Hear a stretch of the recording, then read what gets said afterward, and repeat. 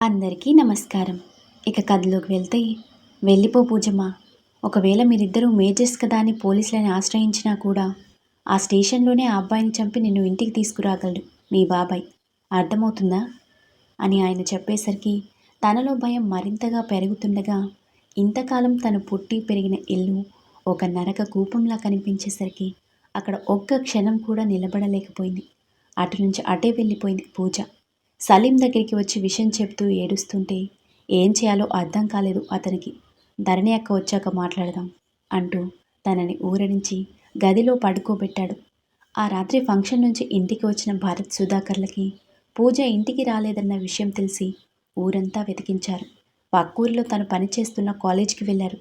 కానీ తను మధ్యాహ్నమే వెళ్ళిపోయిందని కాలేజ్ వాళ్ళు చెప్పడంతో అనుమానం పెరిగి తన కోసం గాలింపు మొదలుపెట్టారు.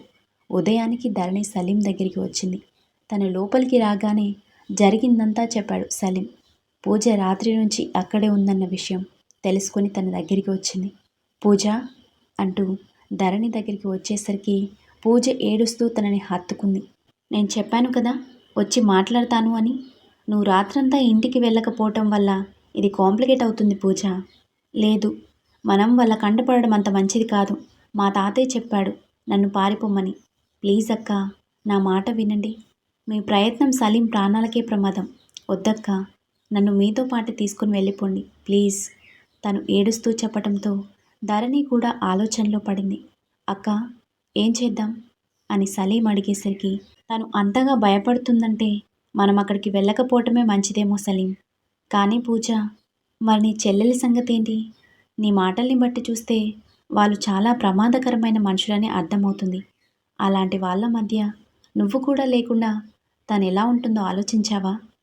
నిజమే అక్క, అది అసలే అమాయకురాలు. నేను పారిపోయానని తెలిస్తే బలవంతంగా దాన్ని ఆ సంజయ్కిచ్చి కష్టపెడతారు. వాడి చేతిలో దాని జీవితం నలిగిపోతుంది. అలా జరగకూడదు. అయితే తనని కూడా మనతో పాటు తీసుకువెళ్దాం. నీ చెల్లెలకి ఫోన్ చేసి అడ్రస్ చెప్పు. ఎవరికీ తెలియకుండా తనని ఇక్కడికి వచ్చేయమని చెప్పు. అందరం కలిసే వెళ్ళిపోదాం. కానీ వాళ్ళకి కానీ మనం ఎక్కడున్నామో తెలిసిందంటే చాలా ప్రమాదం అక్క. అలా అని నీ చెల్లెలు నా ప్రమాదంలో వదిలేసి నువ్వు ప్రశాంతంగా ఉండగలవా? అందుకే చెప్పేది, ఫోన్ చేసి చెప్పు పూజ. అలాగే అక్క, కానీ ఇప్పటికే నా గురించి వెతుకుతూ ఉంటారు. ఈ టైంలో ఫోన్ చేస్తే వాళ్ళకి తెలిసిపోతుంది. వీలు చూసి చేస్తాను. సరే. ఆలోచిస్తూనే కూర్చున్నారు ముగ్గురు. వాళ్ళకి తెలియకుండా తారాతో మాట్లాడడం కోసం ఎదురు చూసి ఇక సాయంత్రానికి ఫోన్ చేసింది తను. తారని రమ్మని అడ్రస్ ఇచ్చేసరికి వాళ్ళ నాన్న వినేసి తనని కొట్టడంతో భయంతో స్పృహ తప్పి పడిపోయింది తార. కానీ పూజ ఎక్కడికి వెళ్ళినా ఖచ్చితంగా తారకి ఫోన్ చేస్తుందని అంచనా వేసిన భరత్ తారా ఫోన్ని ట్యాపింగ్లో పెట్టాడు. అతని అంచనా నిజమై నిజంగానే పూజ ఫోన్ చేసింది. తన అడ్రస్ తెలిసిందని ఇంటికి వచ్చేసరికి సుధాకర్ కొట్టడం వల్ల స్పృహ కోల్పోయిన తారని హాస్పిటల్లో జాయిన్ చేసి సంజయ్కి ఫోన్ చేసి విషయం చెప్పడంతో ఇద్దరూ కలిసి పూజ చెప్పిన అడ్రస్కి బయలుదేరారు. సూర్య, నేను చెప్పేది వినరా? ఏంట్రా నువ్వు చెప్పేది? ఇలాంటిది ఏదైనా ఉంటే నాకు చెప్పాలి కానీ అక్కనంత దూరం తీసుకువెళ్తావా? అక్కే చెప్పొద్దందిరా. నువ్వు టెన్షన్ పడకు. ముందు అక్కకి ఫోని. సరే అంటూ ధరణికి ఫోన్ ఇచ్చాడు సలీం. ఏంటక్క, అంత పరాయివాడిని అయిపోయానా నేను? కోప్పడకురా, పెళ్లి విషయం కదా. నీ రౌడీజం ఉపయోగిస్తే కుదరదు కదా అని నీకు చెప్పకుండా వచ్చాను. బట్ ఇక్కడ సిచ్యువేషన్ చూస్తే దానికి భిన్నంగా ఉంది. ఇప్పుడే పూజ వాళ్ళ చెల్లికి అడ్రస్ చెప్పింది. తను వస్తే ఇక్కడ నుంచి బయలుదేరిపోతాం. ఓకేనా? Not okay. నేను ఇప్పుడే బయలుదేరుతున్నాను. అప్పటి వరకు మీరు జాగ్రత్తగా ఉండండి. ఎందుకురా? అక్క, ప్రమాదం ఉందని తెలిసిన చోట మిమ్మల్ని వదిలేసి నేను ప్రశాంతంగా ఉండలేను. టైంకి ఫ్లైట్స్ కూడా అవైలబుల్గా లేవు. అందుకే బై రోడ్ వస్తున్నా. నువ్వు వచ్చేలోపు మేము బయలుదేరిపోతాం కదా. No problem. నేను ఆల్రెడీ సగం దూరం వచ్చేసాను. నువ్వు అక్కడికి వెళ్ళావని తెలియగానే బయలుదేరాను. మార్నింగ్ కల్లా అక్కడ ఉంటాను. అంటే ఇప్పుడు డ్రైవ్ చేస్తూ ఫోన్ మాట్లాడుతున్నావా? అది మంచిది కాదు. ముందు కార్ పక్క కాపి మాట్లాడు. కార్ ఆపే మాట్లాడుతున్నానక్క. ఇక్కడ ఏదైనా తిని బయలుదేరుతాను. గుడ్. బట్ నీ బ్యాచ్ని మాత్రం తీసుకురాకు. నాకు తెలుసు నీకు నా రౌడీయిజం నచ్చదని. నీ తమ్ముడిగా మాత్రమే వస్తున్నా, సరేనా? బంగారం రా నువ్వు. సరే, ఉంటాను. సరే అంటూ ఫోన్ కట్ చేశాడు సూర్య. తారా కోసం ఎదురు చూస్తున్న వాళ్ళకి అర్ధరాత్రి కాలింగ్ బెల్ మోగేసరికి తానే వచ్చుంటుందని డోర్ ఓపెన్ చేశారు. ఎదురుగా సంజయ్ భరత్ కనిపించేసరికి షాక్ అయింది పూజ. బా బాబాయ్ అంటూ తను పిలిచేసరికి అతని వల్ల బాబాయ్ అని అర్థమైన సలీం ధరణి షాక్ అయ్యారు. కోపంగా లోపలికి వచ్చి పూజని కొడుతూ ఉంటే ధరణి దగ్గరికి వచ్చి భరత్ చెంప మీద కొట్టింది. చెంప పట్టుకుని కోపంగా ధరణి వైపు చూస్తున్నాడు. ఏడుస్తున్న పూజని కుండలకి హత్తుకుంది తను. ఏయ్ అంటూ భరత్ ముందుకు రాబోతుంటే షటప్ అంటూ అరిచింది ధరణి. దాంతో అక్కడే ఆగిపోయాడు. మనిషివేనా నువ్వు? ఆడపిల్లని కొట్టడం తప్పు అనే విషయం నేర్పించలేదా మీ పెద్దవాళ్ళు? నువ్వెవరే నాకు చెప్పడానికి? ఇది చేసిన పనికి చంపినా పాపం లేదు. చంపేంత తప్పేం చేసింది తను? తన మనసుకి నచ్చిన వాడిని ప్రేమించింది. అది తన హక్కు. కాదనడానికి మీకేం హక్కు ఉంది? నాకే హక్కుల గురించి నేర్పిస్తున్నావా అంటూ గన్ తీసి ధరణికి గురిపెట్టాడు. సలీం అడ్డుకోబోతే సంజయ్ మనుషులు అతన్ని బంధించారు. అప్పటికే ధరణి అందం మీద కన్ను పడింది సంజయ్కి. దాంతో దగ్గరికి వచ్చి భరత్ చేయి పట్టుకుని ఆపాడు. భరత్, ఎందుకు ఆవేశపడతావు? ఎలాగో జరగాల్సిన నష్టం జరిగిపోయింది. ఇక జరగాల్సింది వీళ్ళ చావే కదా. అవును, చావే. వాడికి సపోర్ట్ చేస్తున్న దీన్ని ఇక్కడే కాల్చిపడేస్తాను. అలాగే, కానీ దాన్ని చంపే ముందు నాకు ఒక ఛాన్స్ ఇవ్వు భరత్ అని సంజయ్ అడిగేసరికి అర్థం కాక అయోమయంగా చూశాడు. ఒకసారి దాన్ని చూడు. అబ్బబ్బా, భూమి నుంచి దిగొచ్చిన దేవకన్యలా ఉంది. అంత అందాన్ని వేస్ట్ చేయడం ఎందుకు చెప్పు? టైం ఇస్తే నేను కాస్త ఎంజాయ్ చేస్తాను కదా. పూజ కోపంగా సంజయ్ చెంప మీద కొట్టడంతో భరత్ తనని పక్కకి లాగాడు. బాబాయ్ వద్దు, మీకు కావాల్సింది నేనే కదా, నేను మీతో వచ్చేస్తాను, వాళ్ళని వదిలేయండి బాబాయ్ అని పూజ బ్రతిమలాడుతున్నా కానీ భరత్ చూపు మాత్రం ధరణి మీద ఉంది. చీరకట్టులో సింపుల్గా ఉన్న ఏదో తెలియని ఆకర్షణతో కనిపిస్తున్న తనని చూడగానే నవ్వుతూ సంజయ్కి సైగ చేశాడు. దాంతో ధరణి చేయి పట్టుకుని గదిలోకి లాక్కెళ్తుంటే ధరణి విడిపించుకోవడానికి ప్రయత్నిస్తుంది.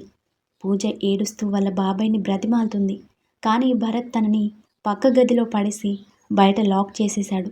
సలీం అరుస్తూ అతన్ని పట్టుకున్నా వాళ్ళని తోసిపడేసి కోపంగా సంజయ్ వెనుక వెళ్ళబోతుంటే భరత్ పక్కనే ఉన్న చెక్క కుర్చీ ఎత్తి సలీం తల మీద బలంగా కొట్టేసరికి అలానే కుప్పకూలిపోయాడు. సలీం అంటూ సంజయ్ని తోసేసి సలీం దగ్గరికి వచ్చింది తను. తల నుంచి రక్తం కారుతుంటే కొన ఊపిరితో కొట్టుకుంటున్న సలీంని చూసి ఏడుస్తూ ప్లీజ్ హాస్పిటల్కి తీసుకువెళ్ళండి అంటూ వాళ్ళని బ్రతిమాలుతున్న ధరణిని చేయి పట్టుకొని గదిలోకి లాక్కుపోయాడు సంజయ్. పూజ అరిచి అరిచి ఏడుస్తూ డోర్ దగ్గరే కూలపడింది.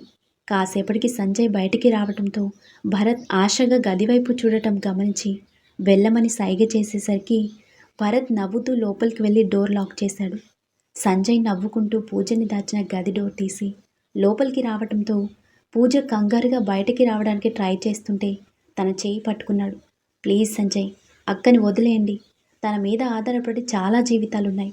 వాళ్ళంతా అనాథలైపోతారు అంటూ బ్రతిమాలుతుంటే సంజయ్ మాత్రం కళ్ళతోనే తన కొలతలు కొలుస్తూ ఒక్కసారిగా డోర్ లాక్ చేసి తనని బెడ్ మీదకి తోశాడు. ఆ అర్ధరాత్రి ఇద్దరి ఆడవాళ్ళ జీవితాలని నలిపేస్తూ రాక్షస ఆనందం పొందుతున్న ఆ రాక్షసులను చూస్తూ ప్రకృతి కూడా గర్జిస్తున్నట్టుగా బోరున వర్షం మొదలైంది. అబ్బా, ఈ వర్షం ఏంటి? ఓ గాడ్, ఫోన్ కూడా కలవటం లేదు. అక్క వాళ్ళు క్షేమంగా ఉండాలి అనుకుంటున్న డ్రైవ్ చేస్తున్నాడు సూర్య. ఆ వర్షంలో కూడా 120 స్పీడ్లో డ్రైవ్ చేస్తున్నాడు. అతని మనసెందుకో గందరగోళంగా మారింది. ధరణితో మాట్లాడితే కాస్త ఊరటగా ఉంటుందనుకుంటే ఫోన్ కలవటం లేదు. దాంతో అతని ఆందోళన ఎక్కువైంది. భరత్ షర్ట్ బటన్స్ పెట్టుకుంటూ బయటికి వస్తూ సంజయ్ కోసం చూశాడు. కానీ అతను కనిపించలేదు. కానీ పూజని ఉంచిన గదిలో తన అరుపులు వినిపిస్తుంటే కంగారుగా డోర్ దగ్గరికి వచ్చి సంజయ్ అంటూ అరుస్తున్నాడు. కానీ డోర్ ఓపెన్ చేయలేదు సంజయ్. దాంతో భరత్ కోపంగా తలుపు బద్దలు కొట్టాలని ట్రై చేస్తున్నాడు. కాసేపటికి సంజయ్ డోర్ తీసుకొని బయటికి రావడంతో భరత్ కోపంగా సంజయ్ కాలర్ పట్టుకుని 2 చెంపలు వాయించాడు. ఎంత ధైర్యం రా నీకు? నా కూతురి మీదే చేయిస్తావా? కూల్ భరత్, ఎందుకు అంతలా రియాక్ట్ అవుతావు? తనేమీ నీ సొంత కూతురు కాదు కదా. సంజయ్, అరవకు. ఇప్పుడేంటి? దాన్ని ముట్టుకున్నానని కోపం వచ్చిందా? మరి నాకు భార్య కావాల్సిన నీ కూతురు పరాయి వాడితో కులుకుతుంటే నాకెంత పండాలి? ఈ సంజయ్ని మోసం చేస్తే ఎలా ఉంటుందో దానికి శాంపిల్ చూపించాను. తను నీకు కాబోయే భార్యరా. ఇలా చేయాల్సిన అవసరం ఏంటి? 2 రోజుల్లో మీ పెళ్లి జరిపించేవాణ్ణి కదా. అంటే ఒక రోజంతా బాయ్ ఫ్రెండ్తో కులికిన దీన్ని ఇంటికి తీసుకువచ్చి నాకిచ్చి కట్టబెడదామని చూస్తున్నావా? నిన్న రాత్రి నుంచి ఇది వేడితోనే ఉంది. దీన్ని తీసుకువచ్చి నా మెడకు చూడదామనుకుంటే నేను చూస్తూ ఊరుకోను. అంటే దాన్ని పెళ్లి చేసుకోవా? మరెందుకు ఇలా చేశావు? అంటూ సంజయ్ కాలర్ పట్టుకున్నాడు భరత్. అది ఆల్రెడీ మలినమైంది. ఇప్పుడు కొత్తగా అయ్యేదేమీ లేదు. నీ చిన్న కూతురు తారాతో నా పెళ్లి జరిపించి ఆ తర్వాత దీన్ని ఏ తలకి మాసిన వాడికో కట్టబెట్టుకో అంటూ రెక్లెస్గా సమాధానమిచ్చి కాలర్ విడిపించుకొని బయటికి వెళ్ళిపోయాడు సంజయ్. భరత్ అయోమయంగా చూస్తూ నిలబడ్డాడు. బయటికి వచ్చిన పూజ భరత్ వైపు అసహ్యంగా చూస్తూ రక్తపు మడుగులో ఉన్న సలీం దగ్గరికి వచ్చింది. కానీ అప్పటికే అతని ప్రాణం పోవటంతో అతని తలని ఒడిలో పెట్టుకుని ఏడుస్తుంది పూజ. ధరణి గుర్తు రావడంతో ఏడుస్తూనే గదిలోకి పరిగెత్తింది. అక్కడ ధరణి పరిస్థితి చూడగానే గుండె బరువు పెరగటంతో అక్కడే కూలబడింది పూజ. ధరణి కూడా కొన ఊపిరితో కొట్టుకుంటూ సూర్యని కలవరిస్తుంది. భరత్ వచ్చి పూజ చేయి పట్టుకునేసరికి కోపంగా లేచి అతని మొహం మీద ఉమ్మింది. కోపంగా చూస్తూ తనని చెంప మీద కొట్టి లాక్కుని వెళ్ళిపోయాడు. ఉదయం సూర్య అక్కడికి చేరుకునేసరికి ఆ ఇంటి బయటంతా ప్రెస్ వాళ్ళు, పోలీసులు ఉండటంతో సూర్య గుండెలు అదురుతుంటే అలానే ముందుకు వచ్చి చూశాడు. సలీం, ధరణి శవాలు అంబులెన్స్ ఎక్కిస్తూ కనిపించేసరికి స్తబ్దుగా అక్కడే నిలబడిపోయాడు. ఇంతలో ఇంట్లో నుంచి బయటకు వచ్చిన భరత్ని ప్రెస్ వాళ్ళు ప్రశ్నలు అడగడం మొదలుపెట్టారు. అందరినీ ఆగమని సైగ చేసి మాట్లాడడం మొదలుపెట్టాడు భరత్. వీళ్ళిద్దరూ మోస్ట్ వాంటెడ్ క్రిమినల్స్. అమ్మాయిని మాయం చేసి విదేశాలకు అమ్ముతున్నట్టు మాకు ఇన్ఫర్మేషన్ వచ్చింది. రెస్క్యూ చేసి పట్టుకోవడానికి వస్తే మా మీదే దాడి చేశారు. మా కానిస్టేబుల్ని కూడా చంపేశారు. దాంతో మేము ప్రతిదాడి చేయాల్సి వచ్చింది. లొంగిపోమంటే వినలేదు. తప్పించుకోవడానికి చూస్తుంటే తప్పక షూట్ చేయాల్సి వచ్చింది. మిగిలిన వివరాలు తర్వాత అందిస్తామంటూ అక్కడితో ముగించి వెళ్ళిపోయాడు భరత్. భరత్ మాట్లాడిన ఒక్కో మాట సూర్య గుండెల్ని తూట్లు పొడుస్తుంటే అక్కడికక్కడే వాడిని చంపేయాలి అన్న కోపాన్ని దిగమింగుకుంటూ ఆ అంబులెన్స్ వెనుకే వెళ్ళాడు. కేవలం ప్రజల్ని నమ్మించడానికి శవాలని పోస్ట్ మార్టంకి పంపించారే గాని కనీసం పోస్ట్ మార్టం కూడా చేయకుండా ధరణి, సలీంల శవాల్ని ఒక మూలన పడేశారు. అదను చూసి ఆ శవాలని మాయం చేసి తీసుకుపోయాడు సూర్య. పూజ చెప్పేది వింటూ షాక్తో బిగుసుకుపోయింది తార. అంటే సూర్య బాబాయ్ని చంపాలనుకోవడానికి కారణం ఇదా? నీకు సూర్య ఎలా తెలుసు అని పూజ అడిగేసరికి అతనితో పరిచయం దగ్గర నుంచి ప్రేమించిన విషయం, అతన్ని కత్తితో పొడిచిన విషయం వరకు అన్నీ చెప్పింది తార. పూజ ఆశ్చర్యంగా చూసింది. అంటే సూర్య వచ్చాడా? రావడమే కాదక్క, ఆ సంజయ్ని చంపేశాడు కూడా. మంచి పని చేశాడు. మన ఇంట్లో నీచుణ్ణి కూడా చంపేస్తే పీడా పోతుంది. అక్క అంటే ఆ బిడ్డ ఆ సంజయ్ గడి బిడ్డ. నేను సలీం వల్ల తల్లినయ్యానని నాన్నని నమ్మించి నన్ను ఈ చీకటి గదిలో బంధించాడు బాబాయ్. ఏవో నాటు మందలతో నా ప్రెగ్నెన్సీని పోయేలా చేశాడు. ఆ విషయం తెలియగానే వాళ్ళ బాబాయ్ మీద అసహ్యం వేసింది తారకి. ఆ రోజు రాత్రికే పెళ్లి ఏర్పాట్లు చేశారు. వీళ్ళు చీకట్లో చేయాల్సిన పనులన్నీ చేసేస్తూ పరువు అంటూ ప్రాకులాడుతున్నారని అర్థమైన తార ఆ పచ్చని పందిట్లోనే అందరి ముందు ఆ పరువు మీదే దెబ్బ కొట్టింది.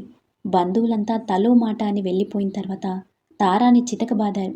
కానీ ఇంతకు ముందులా తను ఏడవడం కాదు కదా, కనీసం చిన్న అరుపు కూడా తన నోట్లో నుంచి బయటికి రాలేదు. దాంతో భరత్ కోపంగా బెల్ట్ పక్కన పడేశాడు. రేయ్ తమ్ముడు, ఇది బ్రతకడానికి వీల్లేదు. బ్రతికుండగానే మనల్ని చంపేసిందిరా. నా అసలైన వారసుడివి నువ్వే. దీన్ని చంపేయి అంటూ అక్కడి నుంచి వెళ్ళిపోయాడు సుధాకర్. తారా మాత్రం ఏమాత్రం భయం లేకుండా అలానే ఉంది. భరత్ కూడా పక్కకి వెళ్ళిపోయాడు. అప్పటికే సంజయ్ చావుకి ప్రతీకారంగా భరత్ మీద ఎంక్వైరీ కమిషన్ వేయించారు మినిస్టర్. దాంతో భరత్ని సస్పెండ్ చేశారు. ఆయన్ని కలవడానికి వెళ్తే తారాని ఆయనకు అప్పగించమని చెప్పడంతో సరే అని ఒప్పుకున్నాడు. కానీ చాచా వాళ్ళకి తెలియకుండా ఆ రోజు రాత్రికే తారాని, పూజని తప్పించి బయటికి పంపేయటంతో వాళ్ళ కోసం ఇటు భరత్ అటు మినిస్టర్ మనుషులు గాలింపు మొదలుపెట్టారు. అనుమానం వచ్చిన చోటల్లా వెతుకుతూ చివరికి చాచా వాళ్ళ చెల్లెలింటికి కూడా వచ్చేశారు. కానీ వాళ్ళని ముందే పసిగట్టిన తారా, పూజ పక్కింట్లోకి వెళ్ళి దాక్కోవటంతో తప్పించుకున్నారు. ఇక అక్కడ ఉండడం క్షేమం కాదని, ఎవరూ తమకి హెల్ప్ చేయరని తెలిసిన తారా సూర్య సహాయం అడుగుతానని చెప్పడంతో ఆలోచనలో పడింది పూజ. చిట్టి, సూర్య వాళ్ళ అక్క చావుకి ప్రతీకారంగానే నీ లైఫ్లోకి వచ్చాడని చెప్తున్నావు. ఈ టైంలో మనకి హెల్ప్ చేస్తాడా? పైగా అతని పరిస్థితి కూడా బాలేదని చెప్పావు కదా. అవునక్క, ఎలా ఉన్నాడో కూడా తెలీదు. కానీ సూర్యకి ఏం కాదని నాకు తెలుసు. ఇప్పుడు సూర్య తప్ప ఇంకెవరూ మనకి సహాయం చేయలేరు. అడిగి చూస్తాను. సరే చిట్టి, జాగ్రత్తగా వెళ్ళిరా. పూజ చెప్పేది వింటూ కన్నీళ్లు పెట్టుకున్నాడు సూర్య. ఆ రోజు రాత్రి నిన్ను కలిసి సహాయం అడుగుదామని వచ్చింది. కానీ అక్కడ కూడా తనకి భరోసా లభించకపోయేసరికి ఏం చేయాలో తెలియని స్థితిలో పడిపోయింది సూర్య. కానీ ఆ మినిస్టర్ మనుషులు మమ్మల్ని వెతుక్కుంటూ వచ్చేశారు. నన్ను కాపాడాలని, తారావాలని దారి మళ్లించి తీసుకుపోయింది. అంతే, తిరిగి రాలేదు. మరుసటి రోజున చాచా ఫోన్ చేసి తారని చంపేశారని, పూజను తీసుకొని దూరంగా వెళ్ళిపోమ్మని వాళ్ళ చెల్లెలతో చెప్పాడంట. దాంతో అవి నన్ను ఇక్కడికి తీసుకొచ్చేశారు. వాళ్ళు నా కోసం వెతుకుతారని తెలిసే బురకాలో తిరుగుతున్నాను. నేను ఊహించినట్టుగానే వాళ్ళు అన్ని చోట్ల నా కోసం వెతుకుతూ ఇక్కడికి కూడా వచ్చేశారు. సూర్య బాధపడుతూ బయటికి వచ్చేసరికి సులోచన గారు కనిపించారు. ఆవిడ కన్నీళ్లు చూస్తూ మొత్తం విన్నారని అర్థమైన సూర్య ఆవిడని గుండెలకి హత్తుకున్నాడు. సూర్య, నాకంటే నువ్వే ఎక్కువ బాధపడుతున్నావని నాకు తెలుసురా.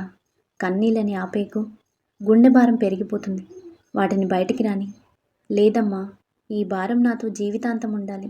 దాన్ని కన్నీళ్ల రూపంలో బయటికి పంపటం నాకు ఇష్టం లేదు. సూర్య, ప్రేమించిన అమ్మాయి సహాయం కోసం నా దగ్గరికి వస్తే తనకి సహాయం లేని జీవితం నాది. ఈ బాధ ఈ గుండెల్లోనే ఉండిపోని అంటూ పక్కకి వెళ్ళిపోయాడు సూర్య. అందరూ బాధగా అతని వైపే చూస్తూ ఉండిపోయారు. బావి దగ్గరికి వచ్చి తారా అని అరిచిన సూర్య అరుపులకి ఉలిక్కి పడ్డారు అందరూ. ఇక కట్ చేస్తే గట్టిగా శ్వాస తీసుకుంటూ కళ్ళు తెరిచింది తను. అది చూసిన నర్స్ కంగారుగా డాక్టర్ని పిలవటంతో డాక్టర్ వచ్చి తనని చెక్ చేస్తున్నారు. వాట్? నేనిప్పుడే వస్తున్నాను అంటూ ఫోన్ కట్ చేసి హడావిడిగా బయలుదేరింది మైత్రి. ఎక్కడికే? ట్రైన్ టైం అవుతుంది కదా అని వాళ్ళ అమ్మ అరవటంతో టూర్ క్యాన్సిల్ అమ్మా అంటూ వెళ్ళిపోయింది. గదిలో ఉన్న భరద్వాజ్ మొబైల్కి మెసేజ్ వచ్చింది. సూర్య కేరళ నుంచి బయలుదేరాడని మెసేజ్ రావడంతో అమ్మయ్య, నా అనుమానం నిజం కాలేదు అనుకుంటూ బయటికి వచ్చాడు. బేబీ బేబీ అది లేదండి, బయటికి వెళ్ళింది. అదేంటి? ట్రైన్ టైం అవుతుంది కదా. ట్రిప్ క్యాన్సిల్ అయిందంట. అదేంటి? ఏమో, అడిగితే ప్రయాణం క్యాన్సిల్ అని చెప్పి వెళ్ళిపోయింది అంటూ ఆవిడ లోపలికి వెళ్ళిపోవడంతో భరద్వాజ్లో అనుమానం మళ్ళీ పెరిగింది. అక్కడి నుంచి సూర్య వచ్చేస్తున్నాడని తెలిసి ట్రిప్ క్యాన్సిల్ చేసుకుందా? ఏం జరిగి ఉంటుంది అసలు? మైత్రి కంగారుగా హాస్పిటల్కి రావడంతో డాక్టర్ తన దగ్గరికి వచ్చారు. ఏమైంది డాక్టర్? ఆ అమ్మాయికి మెలకు వచ్చినప్పటి నుంచి ఒకటే గోల, నేనెవర్ని అని ఏడుస్తుంది. ఎక్కువ స్ట్రెయిన్ అవ్వకూడదని సెడేషన్ ఇచ్చాం. అదేంటి డాక్టర్, తనెవరో తనకే తెలియడం లేదా? తలకి బలమైన గాయం తగలటం వల్ల తను గతం మర్చిపోయి ఉంటుంది. ఇంకా కొన్ని టెస్టులు చేసి స్కానింగ్ తీసిన తర్వాత చూద్దాం, ప్రాబ్లం ఏంటనేది అర్థమవుతుంది. హో, సరే డాక్టర్. ఇంతకీ తనెవరమ్మా? నాకు తెలీదండి. రోడ్డు మీద చావు బ్రతుకుల్లో ఉంటే తీసుకొచ్చాను. తన గురించి డీటెయిల్స్ నాకు కూడా తెలీదు. అరే, ఇప్పుడెలా? తను కళ్ళు తెరిచిందంటే మళ్ళీ గొడవ చేస్తుంది. నేను చూసుకుంటాను డాక్టర్, మీరు కంగారు పడకండి. సరే, నేను టెస్టులకు ఏర్పాట్లు చేస్తాను అంటూ డాక్టర్ వెళ్ళిపోవడంతో మైత్రి తన పక్కనే కూర్చుంది. ఎవరు నువ్వు? నీ గతం మర్చిపోయావని డాక్టర్ చెప్తున్నారు. ఇప్పుడు నీ డీటెయిల్స్ నేను ఎలా తెలుసుకోవాలి? ఇక కట్ చేస్తే ఇక నుంచి పూజా బాధ్యత నాది, మీరు నిశ్చితంగా ఉండండి అంటూ చాచా చెల్లెలకి మాటిచ్చి పూజను తీసుకుని బయలుదేరాడు సూర్య. సులోచన గారు అక్కడే ఉండిపోయారు. నందిని విఠల్ కూడా సూర్యతో పాటే బయలుదేరారు. అందరి మౌనం మధ్య ముంబైకి చేరుకున్నారు. ఇంటికి రాగానే శివ నవ్వుతూ ఎదురొచ్చాడు. ఏంట్రా అప్పుడే వచ్చేశారు అంటూ శివ ఎదురొచ్చేసరికి సూర్య ఏం మాట్లాడకుండా వెళ్ళిపోవటంతో అనుమానంగా విఠల్ వైపు నందిని వైపు చూస్తూనే వెనుకే ఉన్న పూజను చూసి షాక్ అయ్యాడు. పూజ, నువ్వు? సరే, లోపలికి వెళ్ళి ఫ్రెష్ అవ్వు అంటూ పని మనిషిని పిలిపించి తనకి గది చూపించమని చెప్పడంతో పూజ గదిలోకి వెళ్ళిపోయింది. నందిని ఏడుస్తూ తన గదిలోకి వెళ్ళిపోవడంతో శివ అయోమయంగా విఠల్ వైపు చూశాడు. విఠల్ ఇంక నిజం దాచిపెట్టలేదు. శివకి మొత్తం చెప్పేయటంతో ఆలోచిస్తూనే నందిని దగ్గరికి వచ్చాడు. నందు అని అతను పిలిచేసరికి ఏడుస్తూ శివని హత్తుకుంది. తన వెన్ను నిమ్ముతూ ఓదార్చాడు శివ. సూర్య నాతో మాట్లాడడం లేదు శివ. నేను వాడి క్షేమం గురించి ఆలోచించాను. అది తప్ప? తప్పు కాబట్టే కదా అక్కడ ఒక ప్రాణం పోయింది. అంటే నువ్వు కూడా నన్నే తప్పు పడుతున్నావా? నందు, తప్పొప్పుల గురించి పక్కన పెట్టు. నీకు సూర్య అంటే ఎంత ఇష్టమో నాకు తెలుసు. కానీ అవతల వాళ్ళ సిచ్యువేషన్ కూడా అర్థం చేసుకోవాలి కదా. ఆ రోజు ఒక్క క్షణం ఆలోచించి ఆ అమ్మాయికి సహాయం చేసుంటే ఈరోజు తను బ్రతుకుండేది. నేనంత దూరం ఆలోచించలేదు శివ. వాళ్ళ కూతురు కదా, ఎందుకు చంపుతారు అనుకున్నాను. పరువు పిచ్చితో బ్రతికేవాడు ఆ పరువు కోసం ఎవరినైనా చంపుతాను నందు. సూర్య బాధలో అర్థం ఉంది. తను సహాయం కోసం వస్తే అవకాశం ఉండి కాపాడుకోలేకపోయానే అన్న బాధ వాడిది. ఇప్పుడేం చేసినా గడిచిన కాలం తిరిగి రాదు. ఆ అమ్మాయి ప్రాణాలు తిరిగి రావు. అందుకే చెప్పేది, ఏదైనా చేసే ముందు 1కి 10 సార్లు ఆలోచించాలి. తప్పే. సూర్య ఒక చెంపదెబ్బ కొట్టినా నాకంత బాధ ఉండేది కాదు. కానీ నాతో మాట్లాడడం లేదు అంటే వాడి మనసులో ఇంకెంత బాధ ఉందో అర్థమవుతుంది. తప్పంతా నాదే అంటూ తను ఏడుస్తుంటే సూర్య మనసు కుదుటపడని నందు ఆ తర్వాత వాడితో మాట్లాడతాను అని ఓదార్చాడు. వాడు ఇంకెప్పటికీ నాతో మాట్లాడ్డా? వాడికి ధరణి అక్క ఎంతో నువ్వు అంతే నందు. వాడి మనసుకి నచ్చిన మొదటి అమ్మాయి తను. అందుకే తను దూరమైన బాధని తట్టుకోలేకపోతున్నాడు. వాడికి కొంత స్పేస్ ఇవ్వు, అన్నీ అవే సర్దుకుంటాయి. ఇక కట్ చేస్తే టెస్ట్ రిపోర్ట్స్ చెక్ చేస్తూ మైత్రి వైపు చూశాడు doctor. Doctor, all okay? Yeah, ప్రమాదం అయితే ఏం లేదు. కాకపోతే తను మెమరీస్ లాస్ అయింది. తనెవరు అన్న విషయం కూడా గుర్తులేదంటే అంటే ఇంకెప్పటికీ తనకి గతం గుర్తురాదు అంటున్నారా? అలా అనేం లేదు. తన వాళ్ళ దగ్గరుంటే కొద్ది కొద్దిగా రికవరీ అయ్యే అవకాశం ఉంది. కానీ డాక్టర్, తనకేం గుర్తులేదు కదా. తన వాళ్ళెవరో మనకెలా తెలుస్తుంది? పోలీస్ కంప్లైంట్ చేయించి వెతికించొచ్చు కదా మైత్రి. కావాలంటే మీ నాన్న హెల్ప్ తీసుకో. లేదు డాక్టర్, తను నాకెదురుపడిన పరిస్థితిని బట్టి ఎవరో తనని చంపాలని ట్రై చేశారు. వాళ్ళెవరు ఏంటి అనేది మనకి తెలియకుండా తనని వాళ్ళకి అప్పగిస్తే తన ప్రాణానికి ప్రమాదం. అవును, నువ్వు చెప్పింది నిజమే. మరేం చేద్దాం? చూద్దాం. తను నాకు వైజాగ్లో దొరికింది. అక్కడే తన వాళ్ళు ఉండొచ్చు. అవును మైత్రి, అక్కడ హాస్పిటల్ నుంచే తనని ముంబైకి షిఫ్ట్ చేయించావు కదా. మనం ఆ హాస్పిటల్ దగ్గర నుంచే తన గురించి తెలుసుకునే ప్రయత్నం చేస్తే? వద్దంకుల్, మనకి దొరికిన ఐడెంటిటీ తన మెడలో తాళి మాత్రమే. అంటే తనకి పెళ్ళైంది. తన శరీరం మీద బెల్ట్తో కొట్టిన పాత గుర్తులు, అలాగే తనని చంపాలనుకోవటం, ఇదంతా తన హస్బెండే చేసుండొచ్చు. వాడెవడో తెలుసుకుని వాడికి శిక్ష వేయించిన తర్వాతే తనని తన వాళ్ళకి అప్పగిస్తాను. అప్పటి వరకు తను నాతోనే ఉంటుంది. మీ నాన్న ఊరుకుంటాడా? అదే నా డౌట్. ఏం చేయాలి? ఒక పని చేయమ్మా, పక్కనే ధరణి ఆర్ఫన్స్ హోమ్ ఉంది.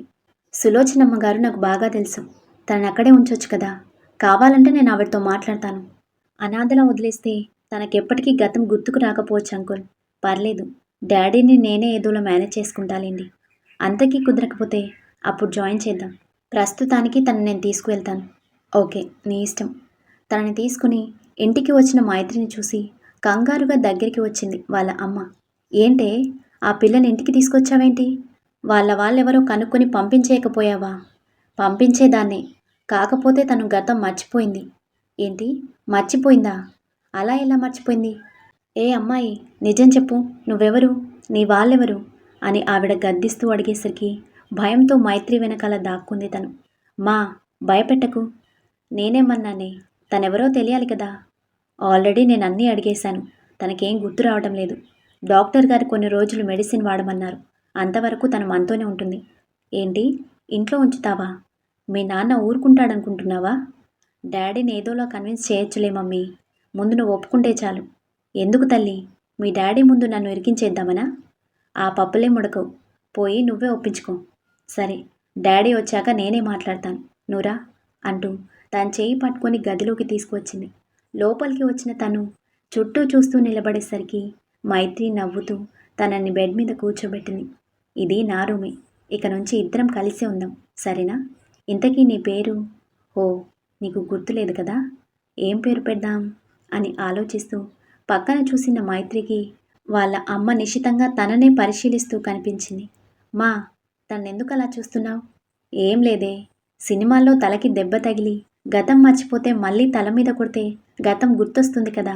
అలా ఏమైనా ట్రై చేస్తే ఈ పిల్లకి గతం గుర్తొస్తుందేమో. మా, నువ్వు నీ పిచ్చి ఐడియాలు. చంపేస్తావా దాన్ని అని మైత్రి కసురుకునేసరికి మూతి తిప్పింది ఆవిడ. సరే గాని తనకు మంచి పేరు చెప్పమ్మా. ఏం బారసాల చేస్తావా? తనెవరో తెలిసే వరకు తనని పిలవడానికి ఒక పేరుండాలి కదా. ఓ, నిజమే. ఏం పేరు పెడదాం? రంగమ్మ. నీ మొహంలా ఉంది. తనెంత క్యూట్గా ఉంది. రంగమ్మ, మంగమ్మ అంటూ మీ అమ్మల కాలం నాటి పేర్లు చెప్పకు. హలో, మా అమ్మ పేరు పాత పేరేం కాదు. అప్పటికీ ఇప్పటికీ ఎప్పటికీ ఓల్డ్ కాని నేమ్ గౌరీ, తెలుసా? ఓ, అమ్మమ్మ పేరు గౌరీనా? మరి తాతయ్య బుజ్జి అని పిలుస్తాడు. అది నిక్ నేమ్. ముద్దుగా అలానే పిలిచేవాడు మా నాన్న. So sweet. అయితే ఆ పేరే ఫిక్స్ చేసేద్దాం. గౌరీ. నిన్నిక నుంచి గౌరీ అని పిలుస్తాం సరేనా అని తనతో చెప్పేసరికి సరే అని తలూపింది తను. ఏయ్, మా అమ్మ పేరు పెడితే నేనెలా పిలవాలే? అమ్మ అనే పిలువు, నష్టం లేదు. అసలే డాడీని ఎలా ఒప్పించాలా అని నేను టెన్షన్ పడుతుంటే నువ్వేంటమ్మా అంటూ పక్కకి వెళ్ళిపోయింది తను. స్టోరీ నచ్చితే లైక్ చేయండి, కమెంట్ చేయండి, ఇంకా సబ్స్క్రైబ్ చేసుకోండి. Thank you. మళ్ళీ కలుద్దాం.